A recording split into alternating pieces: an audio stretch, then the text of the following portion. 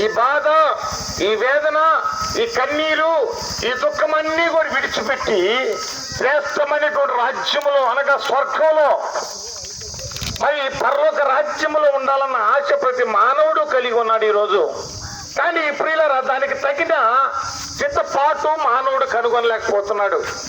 తగినటువంటి ఆ మార్గాన్ని, సత్యాన్ని కనుగొనలేక ఈరోజు మానవుడు తమ పాపములను బట్టి, అపరాధములను బట్టి మానవ మీదకి వచ్చేటువంటి ఆ మరణము ద్వారా నరుడు ఏమవుతున్నాడంటే నశించిపోతున్నాడు. అందుకని లూకా సువార్త 19వ అధ్యాయము 10వ వచనంలో రాయబడిన మాటలు గమనిస్తే, నశించిన దానిని వెతికి రక్షించుటకు క్రీస్తు యేసు ఈ లోకములకు వచ్చిన మాట అది నమ్మదగింది. కనుక ప్రియులారా, నశించిపోయే మానవాళి కోసం దేవాది దేవుడే నరుడుగా, మానవుడిగా తను తాను తగ్గించుకొని ఈ లోకంలో, ఈ భూభాగం మధ్యలో, ఆసియా ఖండంలో, బెత్లెహేమైన నగరంలో కన్య మరియ గర్భం ద్వారా ఈ లోకంలో ఆయన జన్మించాడమ్మా.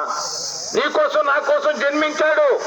మనలందరినీ ఆయన మార్గంలో తీసుకెళ్లి ఆయన ఒక ప్రత్యేకమైన ఒక మార్గాన్ని ఈ మానవాళికి అనుగ్రహించి ఆ మార్గమును కనుగొన్న వారికి ఆ సత్యలోకము అనగా స్వర్గానికి ఒక ప్రత్యేకమైన ఒక మార్గాన్ని ఆయన ఏర్పాటు చేస్తున్నాడు. అందుకే నేను అంటున్నాడు, నేనే మార్గము అంటే నేను కూడా మార్గం అని చెప్పడం లేడా?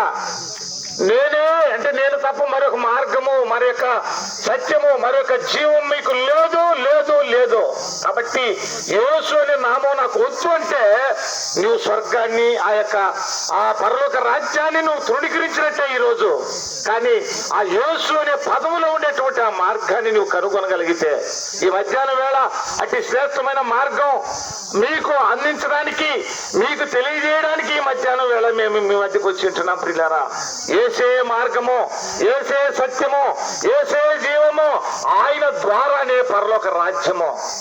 దేవుడు అంటున్నాడు, ఒరే నాయనా, నీవు భూలోకంలో చేసే నీతి క్రియలు, పుణ్యకార్యాలు ఇవన్నీ నిన్ను మోక్షానికి తీసుకెళ్ళవు.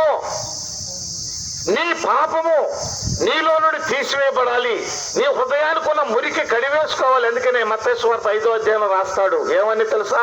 హృదయ శుద్ధి గల వారు ధనులు, వారు దేవుని చూస్తారని. హృదయ శుద్ధి లేకుండా ఏ వ్యక్తి కూడా ఆ దేవుని దగ్గరకు చేరలేడు. కాబట్టి ఆ హృదయ శుద్ధి ఎక్కడి నుంచి వస్తుందంటే యేసు క్రీస్తు యొక్క రక్తం ద్వారా మాత్రమే వస్తుంది.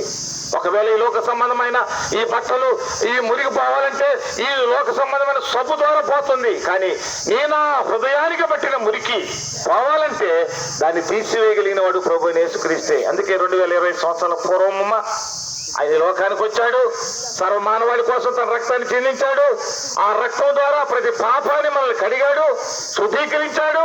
పాపులమైన వాళ్ళని నీతిమంతులుగా మార్చాడు. ఆ పరలోక రాజ్యానికి వారసులుగా చేశాడు. కనుక ప్రియులారా, ఈ ప్రభు ద్వారా మాత్రమే మనకు మోక్షానికి వెళ్ళగలం. ఈ ప్రభు ద్వారానే యేసుక్రీస్తును ఆయన చేరుకోగలం. ఆ మోక్ష రాజ్యాన్ని నువ్వు స్వతంత్రించుకోగలవు. కనుక అటువంటి గొప్ప భాగ్యం నీకు కావాలని, ఆ మార్గాన్ని గురించి తెలుసుకోవాలని మా సహోదరులు, మా సహోదరులు మీ వద్దకు చిన్న చిన్న పుస్తకములు, కరపత్రికలన్నీ కూడా మీ వద్దకు తీసుకొస్తున్నారు. తీసుకోనండి, చదవండి, సత్యాన్ని గ్రహించండి. మరి మీ దిక్కుగా తెలుసుకోవాలంటే మనకు సమీపంలోనే మరి ఎర్రగుంట అనే గ్రామం హైవే మీద ఉంది. వెరాక ప్రార్థనా మందిరం ఉంది. ప్రతి ఆదివారం ఉదయం 10 గంటలకు ఆరాధన జరుగుతుంది. అక్కడ దైవ సేవకులు ఉంటారు. రండి, సత్యం తెలుసుకోండి. ఇంకా మీకు ఏదైనా సందేహాలు ఉంటే నివృత్తి చేసుకోవాలని ప్రభు పేట మీకు మనవి చేసుకుంటూ ఈ నా మాటలు నేను ముగిస్తున్నాను. దేవుడు మిమ్మల్ని మీకు